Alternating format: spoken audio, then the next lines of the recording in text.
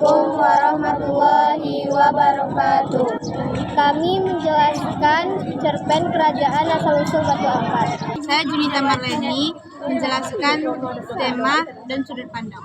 Tema, kehebatan Badang, sudut pandang. Kisah Badang ini menggunakan sudut pandang orang ketiga karena banyak menggunakan kata mereka.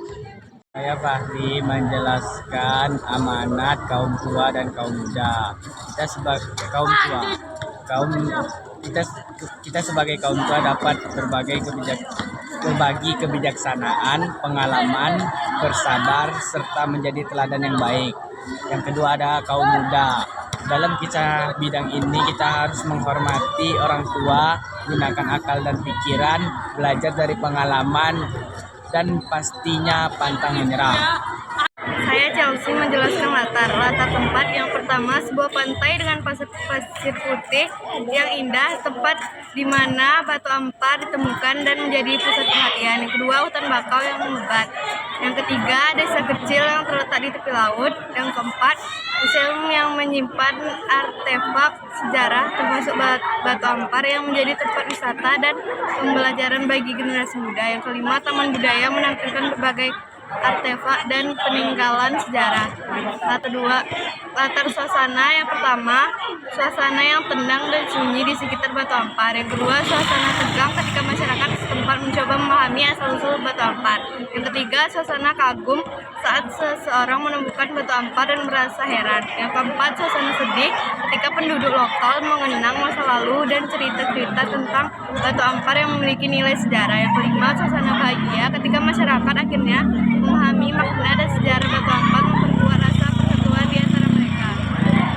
Latar waktu yang pertama, masa lalu yang jauh. Yang kedua, masa kolonial ketika penjajah datang dan mengambil batu ampar untuk dipelajari lebih lanjut.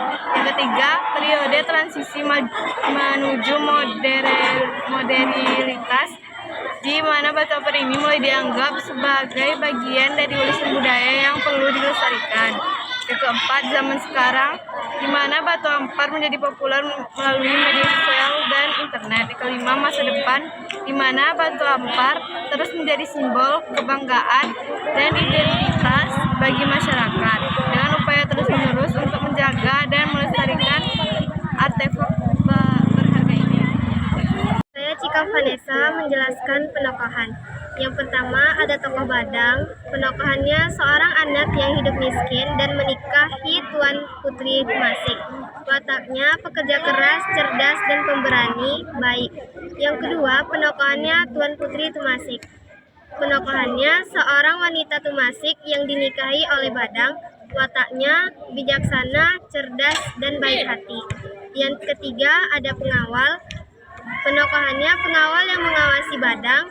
Wataknya patuh terhadap perintah. Yang keempat, Tuan Sajib, seorang laki-laki yang menuduh Badang mencuri makanan para pengawal, yang berwatak mempunyai niat busuk ingin menguasai negeri Tumasik. Alur maju. 1. Sebuah kerajaan kecil di tepi sungai dihuni oleh rakyat yang hidup damai.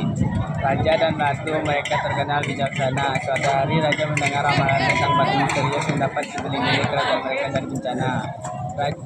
Yang kedua, raja mengutus para prajurit dan penasihatnya untuk mencari batu tersebut. Mereka melakukannya perjalanan melewati batu antara gunung dan sungai.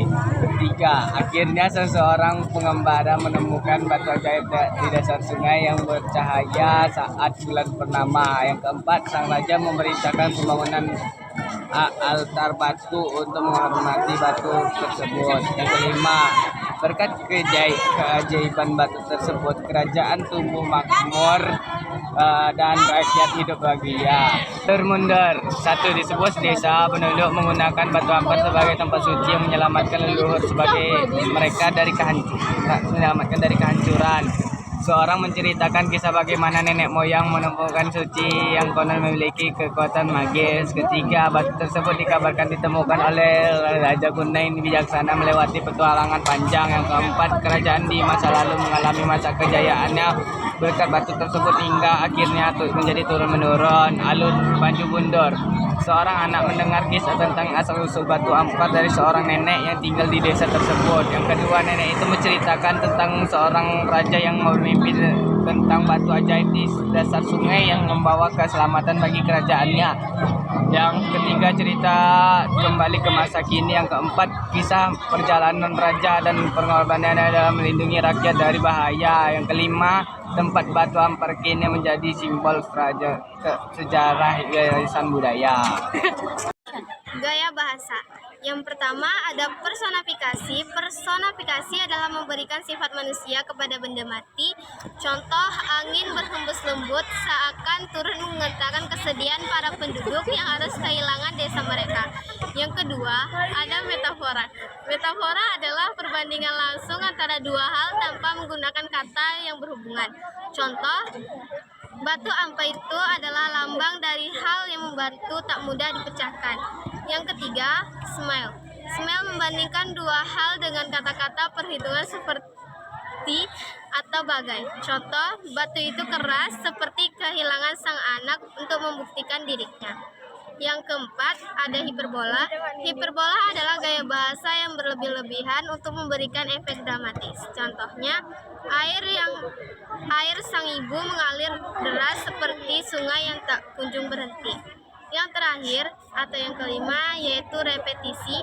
Repetisi adalah pergulangan kata atau frasa untuk penekanan. Contohnya, batu itu tetap kokoh, tetap kuat, tetap berdiri, seakan tak akan pernah hancur.